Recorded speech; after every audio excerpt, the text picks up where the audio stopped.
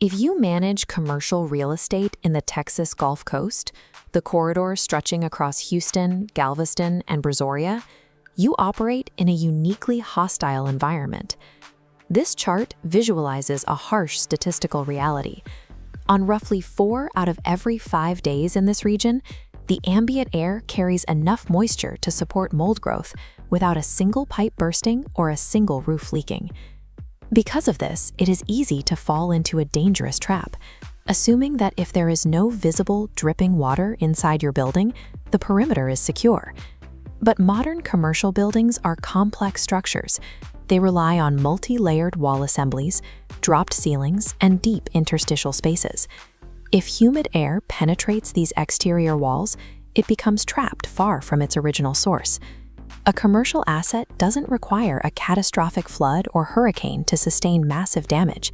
It merely takes a microscopic, invisible breach in that atmospheric perimeter. Long before you see physical damage, your tenants will notice the sensory indicators.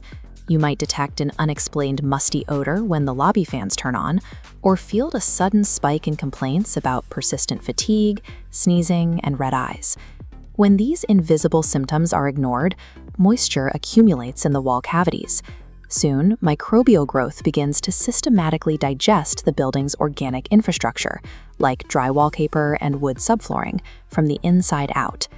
In the state of Texas, this crosses an immediate legal line. Under the Texas Property Code's warranty of habitability, landlords have a statutory obligation to remedy any condition that threatens the physical health or safety of an ordinary tenant.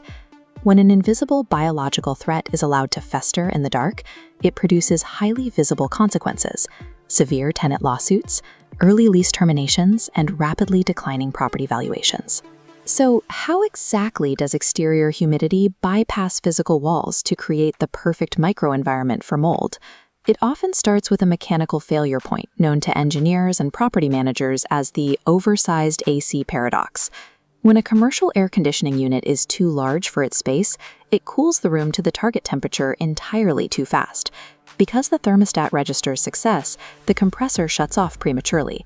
This is called short cycling. The system achieves the desired temperature, that because it shuts down early, it completely fails to perform its secondary, equally critical job, extracting moisture from the indoor air. That heavy, moisture-laden air needs a place to bow. It drifts into the dark, enclosed spaces of the building, gathering heavily around the chilled mechanical infrastructure. When that warm, humid air collides with the cold metal surfaces of pipes and HVAC components, the temperature drops below the dew point. The result is instant, hidden condensation. By short cycling, the building's primary defense mechanism, the air conditioning system itself, ends up manufacturing the exact microclimate required for a biological breach. Fungal spores exist naturally in a dormant state everywhere, but the moment they make contact with that fresh condensation pooling in dark closets and wall cavities, they awaken.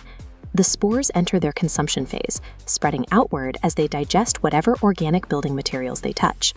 As species like Stachybotrys, commonly known as black mold, begin to colonize, they produce chemical byproducts called mycotoxins, which hitch a ride on airborne fungal fragments.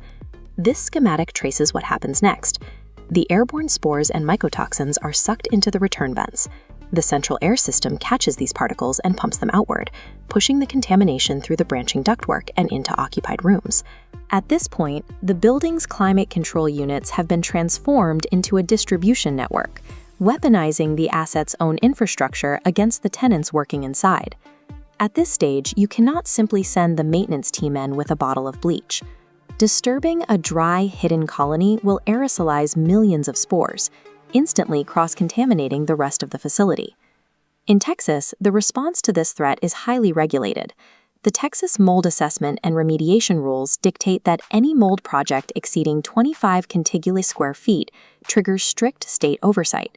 The foundational legal requirement of these rules is a concept called the separation of duties. First, the state requires a licensed mold assessment consultant. They act as your scout, testing the air, writing the exact technical protocol, and providing final clearance. Second, you must hire a licensed mold remediation contractor. They operate as the strike team, executing the physical demolition, cleaning, and containment. Looking at this flowchart, the state mandate is clear. To eliminate any conflict of interest, the consultant designing the plan and the contractor executing the demolition must operate as entirely separate independent companies. This law enforces absolute operational integrity. It removes the guesswork from the cleanup and legally shields the landlord from incomplete or fraudulent repair work. To navigate this without needlessly destroying walls, professional assessment teams rely on advanced forensic tools like infrared thermography. The camera detects infrared radiation. Because wet building materials undergo evaporative cooling, saturated drywall drops in temperature, showing up as distinct cold pockets on the thermal scan. Identifying these pockets allows the teams to safely remove the contamination and dry the structure, leading to the final objective of the state protocol, the Certificate of Mold Damage Remediation.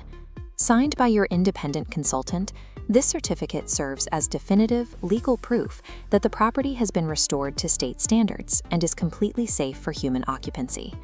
A commitment to proactive moisture control and strict adherence to Texas regulatory protocols provides the ultimate fence for preserving the value and safety of a commercial asset.